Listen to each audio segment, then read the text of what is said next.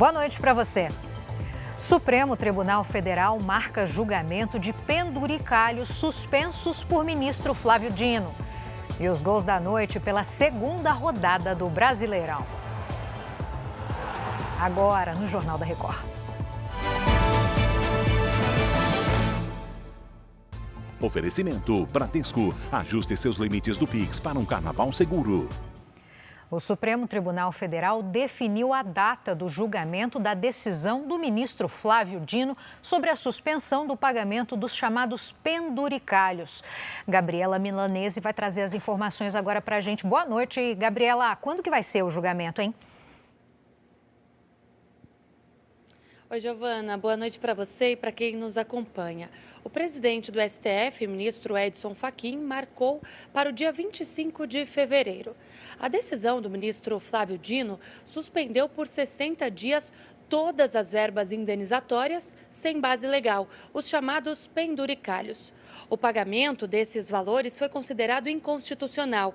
Para Dino, servem para burlar a legislação que limita o teto salarial do funcionalismo público em até R$ 46.300. A suspensão vale para o Executivo, para o Legislativo e para o próprio Judiciário. Giovana? Seguiremos acompanhando. Muito obrigada, Gabriela. 2026 começou com um enorme gargalo na Previdência Social. Mais de 3 milhões de contribuintes esperam na fila por benefícios do INSS.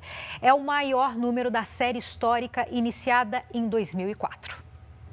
É uma fila que não se vê, mas que não para de crescer.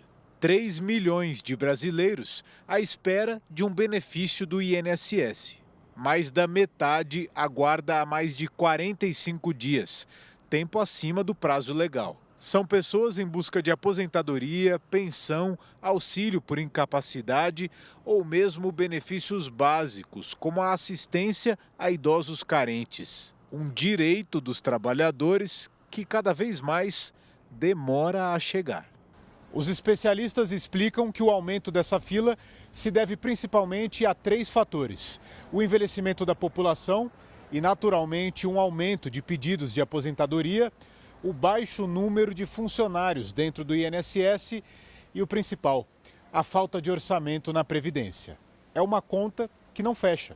Esse estoque, esse conjunto absurdo que a gente tem de quase 3 milhões de pedidos, de certa forma, reflete um pouco de ineficiência, incapacidade de processar todos esses pedidos, mas acredito que a razão principal é a necessidade, a falta de orçamento. Então, na falta de dinheiro, você não concede, vai acumulando ano após ano. O professor de gestão pública acha que a Previdência, nos moldes atuais, é um sistema que pode entrar em colapso. É um cenário muito preocupante, muito negativo, em que a gente precisa ter crescimento econômico para conseguir, de fato, sanear a questão. Porque a população vai continuar envelhecendo, né? A mudança da curva demográfica, ela é irreversível. Na campanha ao Planalto, em 2022, o então candidato Lula prometeu a redução da fila da Previdência. Um desafio que até agora não foi resolvido. Na semana passada, o aplicativo do INSS ficou temporariamente fora do ar para uma atualização do sistema que, segundo o governo, vai garantir um melhor funcionamento. A interrupção gerou mais filas nas agências físicas. A plataforma foi normalizada na última segunda-feira. Isso é um problema, ninguém está satisfeito com essa fila de 3 milhões, incomoda a gestão, incomoda a população, incomoda a gestão do INSS, incomoda os servidores do INSS. Criamos agora grupos de trabalho específicos para analisar tipos de benefícios que são mais demandados. Pessoas especializadas que estão trabalhando de manhã, à tarde e à noite nesse benefício. O Simples Nacional e o Microempreendedor Individual, o MEI, foram desenvolvidos com a promessa de romper com a burocracia e incentivar novos negócios. Mas empresários alertam para a necessidade de atualização do teto, tanto do Simples Nacional quanto do MEI. Sem reajuste há quase 10 anos, os valores travam o crescimento das empresas. Hoje, o teto do Simples Nacional é de R$ 4.800.000 por ano, ou seja, empresas com faturamento acima disso já não se enquadram ao regime tributário. Já o teto do MEI é de R$ 81.000. Segundo o Sindicato da Micro e Pequena Indústria, os valores estão defasados quando comparados à inflação. O que está hoje em 4 milhões e 800 de teto deveria estar acima de 7 milhões e 200 e, dependendo do cálculo, até 8 milhões e meio deveria ser o novo teto. A inflação, quando ela corrói isso e não sobe o teto de enquadramento, você perde investimento, você, francamente falando, empurra as empresas para a informalidade e, mais do que isso, você cria desconfiança e a seriedade de um projeto maravilhoso. O Simples foi criado para facilitar o pagamento de impostos por pequenas empresas com menos burocracia. Já o MEI, microempreendedor individual, é um regime simplificado que formaliza autônomos e pequenos empreendedores com CNPJ. As regras foram criadas para estimular pequenos negócios. Isso desestimula o investimento, isso desestimula uma série de coisas. E as empresas que estão chegando num teto de 4 milhões e 800, para não cair em outros regimes tributários, é preferível ela não vender ou ela vai vender de outra maneira não saudável e tudo aquilo que nós repudiamos.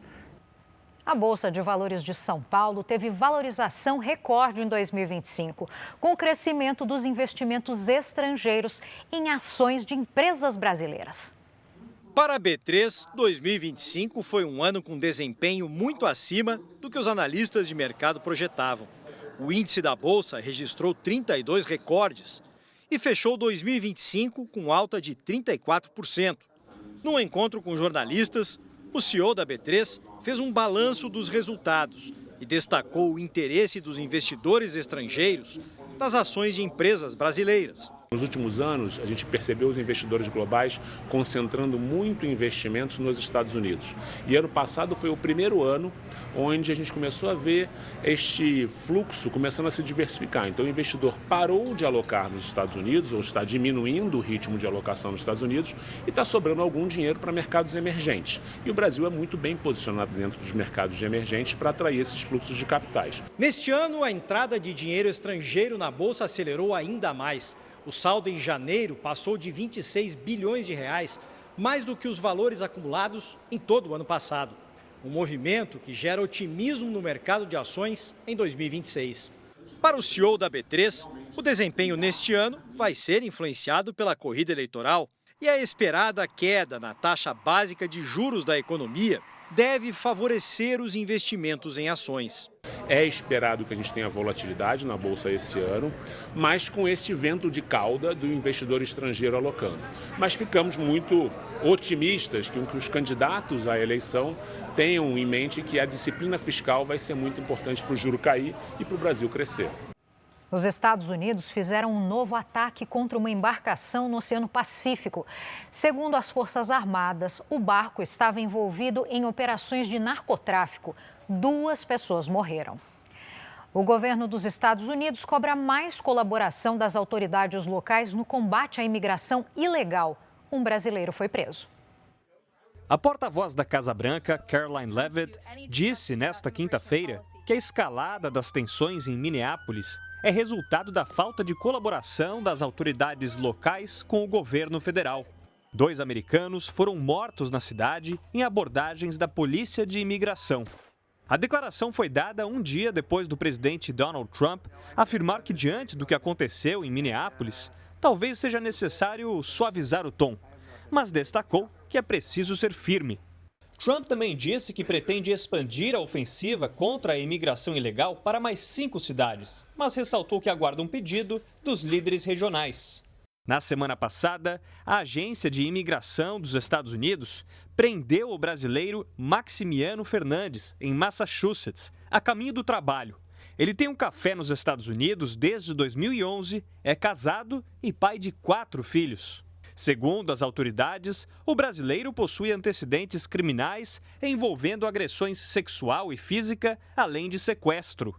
Já a secretária adjunta do Departamento de Segurança Interna informou a um jornal americano que Fernandes foi detido por ter excedido o prazo do visto de turista. Um grupo de apoio criado para ajudar nos gastos da família afirma que ele foi detido por causa de um processo antigo, que já havia sido resolvido, e que o brasileiro passou hoje por audiência e teve a fiança negada. O consulado do Brasil em Boston informou que permanece à disposição para prestar assistência consular ao brasileiro. Durante um evento nesta quinta-feira, Trump foi questionado sobre uma possível demissão da secretária de Segurança Interna, Kristi Noem, que tem sido alvo de críticas pelas operações contra a imigração ilegal. O presidente perguntou por que faria isso e elogiou os esforços da secretária no combate ao crime. Ao falar sobre a perseguição aos cristãos na Nigéria, o republicano afirmou que, quando cristãos são atacados, os agressores sabem que vão receber uma resposta dos Estados Unidos. A nevasca no Japão voltou a se intensificar. A correspondente Silvia Kikuchi atualiza as informações. Oi, Silvia. Oi, Giovana, boa noite para você e a todos aí no Brasil. Hoje, o serviço de trem-bala emitiu alerta de interrupções, além de outros trens locais. Estamos perto da estação de Aomori, que também paralisou as atividades. O ônibus é a única forma de transporte. Há alerta de ventos fortes e muita neve, que somados devem comprometer ainda mais a visibilidade e prejudicar o sistema de transportes da região. Segundo a agência meteorológica, a previsão é de nevasca até domingo e a expectativa é de que haja recordes de acúmulo de neve. As autoridades ainda alertam para a possibilidade de avalanches. Giovana. Obrigada. Pelo Brasileirão, o Cruzeiro amargou a segunda derrota consecutiva. Vamos aos gols da noite. O time mineiro saiu na frente com Matheus Pereira, que deixou o adversário no chão e bateu no ângulo. Lavega empatou para o Coritiba. E Breno Lopes virou para o Coxa. Final 2-1. No Rio de Janeiro, Puma Rodrigues abriu o placar para o Vasco contra a Chapecoense. Mas no fim da partida, Jean Carlos empatou com um golaço. 1-1. Depois da jogada de pé em pé, John Kennedy marcou para o Fluminense contra o Bahia. Kiki Oliveira deixou tudo igual. Bahia 1, Fluminense também 1. Pelo Paulistão, o Corinthians venceu o Capivariano. O Pedro Ramiro conta como foi a partida. Oi, Pedro. Oi, Giovana. Boa noite para você e para quem nos acompanha. Na vitória de hoje, somente jogadores revelados pelo Timão marcaram. O primeiro foi de Dieguinho, 1-0. O mesmo Dieguinho ainda deu assistência para Guinegão ampliar. E Kaique Ferrari fechou a conta com esse golaço. Final 3-0 para o Corinthians. Agora o Alvinegro volta a campo no domingo, às 8 horas da noite, contra o Palmeiras, com transmissão da Record, do R7 e do Record Plus. Giovana. Obrigada. E você fica agora com o Fala Que Eu Discuto. Boa noite.